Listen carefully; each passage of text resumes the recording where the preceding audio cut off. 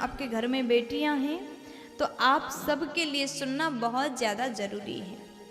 कहते हैं अगर आप अपनी बेटी को सुख देना चाहते हैं, अगर आप अपनी बेटी को सदैव सुखी प्रसन्न देखना चाहते हैं, आप नहीं चाहते कि आपकी बेटी रोए, तो आप इन 6 जगहों पर बेटी को कभी शादी मत कर देना। हर पिता को इस बात का विशेष ध्यान देना चाहिए। इन 6 जगह पर भूल से भी अपनी बेटी को मत देना। शादी, हर एक बेटी सोचती है शादी के बाद में कैसा घर मिलेगा, कैसा परिवार मिलेगा और वहाँ के लोग मुझे कितना प्यार देंगे, सम्मान देंगे। तो उससे पहले शादी से पूर्व हर पिता को सोचना चाहिए आप कन्यादान कर रहे हैं तो कैसे व्यक्ति को आप कन्यादान करें, कैसे व्यक्ति को आप अपना दामाद बनाना चाहते हैं। अपने दामाद पर वो सभी गुण देखिए जो आपकी बेटी जो लायक हैं। तो इन बातों का विशेष ध्यान कर दीजिएगा। हर पिता को इन बातों का ध्यान रखना चाहिए। इन 6 जगहों पर अपनी बेटी कभी मत देना। सबसे पहले नंबर में कहते हैं बहुत पास, आप अपनी बेटी का शादी बहुत पास, घर के पास में मत करिएगा। ऐसा करने से क्या हो जाएगा, क्यों नहीं करेंगे? देखिए बहुत पास, किसी किसी का तो शादी इतने पास में होता है, यहाँ पर मायका है, 2 घर छोड़ के ससुराल है। ऐसे में क्या होता है, मायके में कुछ अच्छा भोजन बने तो तुरंत बेटी आ जाती है, माँ फोन कर देती बेटी आज ये बना आ जाओ, तो तुरंत आ जाती है। ऐसे में बार बार मायके जाने से वहाँ पर उस बेटी का जो सम्मान है ना वो कम हो जाता है। अरे ये तो वहीं बगल की हैं, बार बार आ जाती हैं, सम्मान कम हो जाता है। इस प्रकार आने से जो मायके में भाभी हैं वो भी सोचती हैं कि पास में हैं, ये तो कभी भी आ जाती हैं। जलन भावना, द्वेष भावना ये उत्पन्न हो जाते हैं। इसलिए बहुत पास शादी करना भी उचित नहीं है। और दूसरे नंबर में कहा बहुत दूर भी मत करिएगा। किसी का मायका इतना दूर होता है, इतना दूर होता है, जाने में ही 2 दिन लगता है।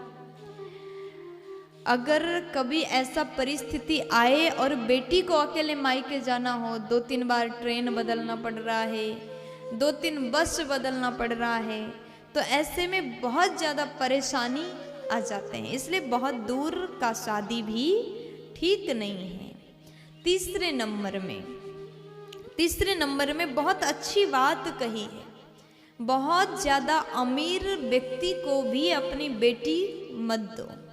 बहुत ज़्यादा अमीर के घर में आपने शादी के पहले आपने सोचा कि मेरी बेटी जाए तो मालकिन बन के रहे, रानी की तरह रखे, बहुत बड़ा महल में आपने शादी कर दिया, बहुत ज़्यादा धनी के साथ में शादी किया। तो ऐसे में जो समझदार हैं, अच्छे संस्कार वाले हैं वो तो ठीक हैं, लेकिन बहुत ज़्यादा धनी होने से मायके पक्ष और ससुराल पक्ष बराबर के न होने से कई बार ससुराल वाले लड़की के पिता को भिखारी समझते हैं। अरे तुम्हारे पिता ने क्या दिया, दहेज में क्या दिया।